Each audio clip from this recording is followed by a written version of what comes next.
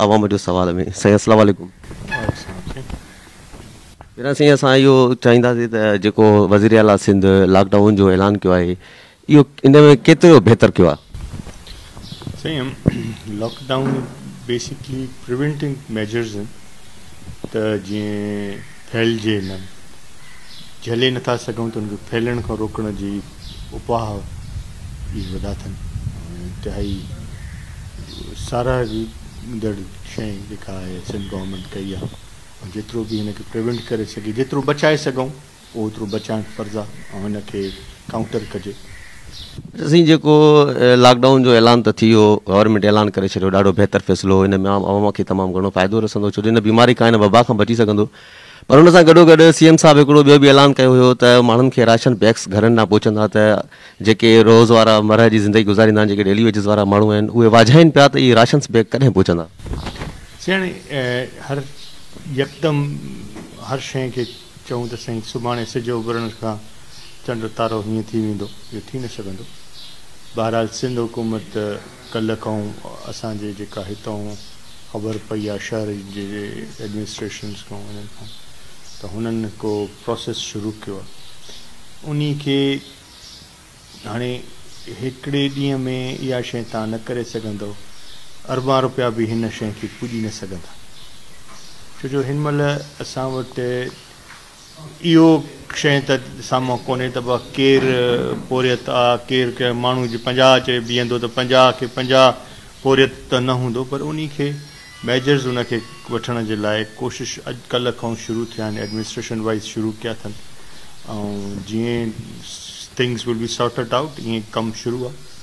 त साईं हिकिड़ो ॿियो बि जेका वज़ीर आला सिंध ऐलान कयो हुयो त जेके कमेटियूं ठहंदियूं उन में जेके यूसीस जा चेयरमैन बि उन में इन्वॉल्व हूंदा। 5 सालनि खां वठी यूसीस चेयरमैन पंहिंजे यूसिन में न आहिनि विया ऐं बलदियाती निज़ाम बि अव्हां जे साम्हूं आहे, उहो बि हिकिड़े नाकामी जी तरफ़ वियो आहे। वरी हिकु दफ़ो ॿीहर उन्हनि खे वागू मिलनि थियूं, अव्हां हिनखे केतिरो बहितर था सम्झो?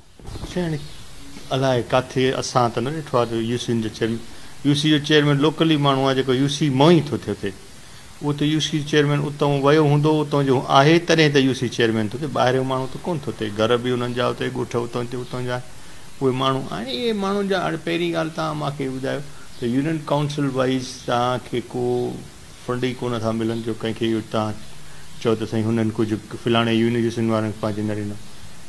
जेके हुननि खे शइ मिले थी उहा हिकिड़ी पंहिंजे हुननि जे ऑफिस मेंटेन करण जे लाइ या उन्हनि जी पघारुनि जे हिसाब सां उहा मिले थी, उन्हनि मां बि माण्हुनि बचति करे, यूनिवर्सिटी चेयरमैन असां वटि जेके बि आहिनि उन्हनि बचति करे वरी अॻिते उन्हनि खे कुझु न कुझु माण्हुनि खे मिलियो। हर कंहिंखे कोन मिली सघियो आहे, जो मां चवां थो हर कंहिंखे का न का शइ पहुची सघी आहे। अच्छा साईं, इंतिज़ामिया पारां जेके आइसोलेशन वार्ड जे लाइ उपाउ वरिता विया आहिनि इंतिज़ामिया जा, उहे अव्हां विज़िट कया आहिनि, अव्हांखे केतिरा बहितर लॻा आहिनि?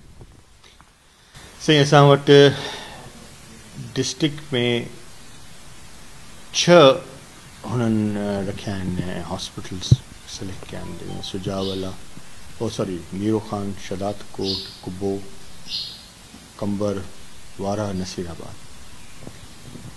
मां न बल्कि मुंहिंजे नंढे भाउ बुरान, उहो शायदि हिन कोरोना वायरस जो फोकल पर्सन आहे, ही हैज़ विज़िटेड इट।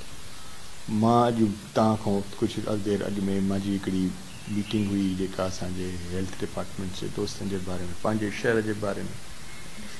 असां वटि 15 बेडिड हॉस्पिटल उन्हनि कयो आहे, हिते उनखे ठाहियो आहे एमरजेंसी जे लिहाज़ खां, ऐं उन्हनि में फैसिलिटीज़ जेके इमीडिएट फैसिलिटीज़ आहिनि उहे अवेलेबल आहिनि। बाक़ी लाड़काना शहर जो टीचिंग हॉस्पिटल आहे जंहिंमें असां उन्हनि खे रेफर कनि था। अलहमदुलिल्लाह असां वटि अञा ताईं अहिड़ी का न थी आहे। अच्छा, हिते एमरजेंसी ड्यूटियूं जेके डॉक्टर जूं लॻाई वयूं आहिनि, अहिड़े क़िस्म जो अव्हांखे बि इन शइ जी आगाही आहे? हा बिल्कुलु आहे। मूंखे अॼु मां पाण बि इहा शइ हुननि खां पुछा कई त हुननि खे राउंड द क्लॉक हुननि ड्यूटी रखियूं 3 शिफ्टुनि में, उहे उन्हनि करे छॾियूं। उन्हनि जी अवेलेबिलिटी बि हॉस्पिटल्स में आहिनि हिन महिल ताईं। कंबर जी हॉस्पिटल में अवेलेबिलिटी आहे, जेका मां खे ख़बर आहे पंहिंजी ज़ाती ते। अच्छा, PM साहब जो हिकिड़ो ऐलान हैरान कंदड़ आहे असांजे लाइ, त उन हिकिड़ो ऐलान कयो आहे त हर ज़िले में 1500 ताबूत तयारु कयो, जॾहिं त हिन वक़्तु लॉकडाउन जी ज़रूरत हुई, PM साहब लॉकडाउन बि न कयो, उन खां पोइ हिकिड़ी माली मदद जी ज़रूरत हुई, उहा बि न कई, वरी हिकिड़ो नओं ऐलान साम्हूं अची वियो आहे त हर ज़िले में 1500 ताबूत तयारु कयो। इन खे मां कीअं था सम्झो?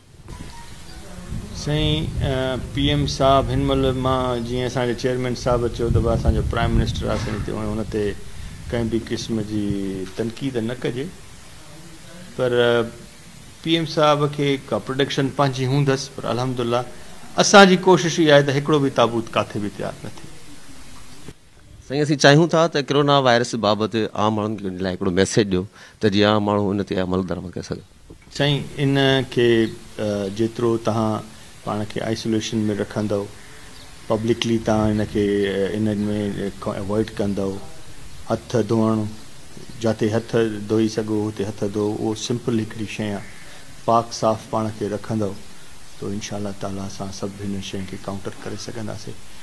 आहे अहिड़ी शइ जंहिंखां असांजे हिन सॼे दुनिया में फैलिजी चुकी आहे, उन खां बचाइणु असांखे पाण फ़र्ज़ु आहे। उहो पाण ताणी इंसानु पाण खे पाण ई बचाए सघे थो, केतिरो बि बचाईंदो त उहो पाण वॻे, इंसान जे पाण उनखे केयर न कंदो त ज़रूरु उहा आफ़त त आहे न पा। अच्छा साईं, जेके यूसीस चेयरमैन खे लख रुपया एक्स्ट्रा ॾिनो वियो आहे, तव्हां पंहिंजे यूसीस में विरायो, इन बाबति? साईं उनजी मूंखे ख़बर न आहे, का नोटिफिकेशन कान आई आहे।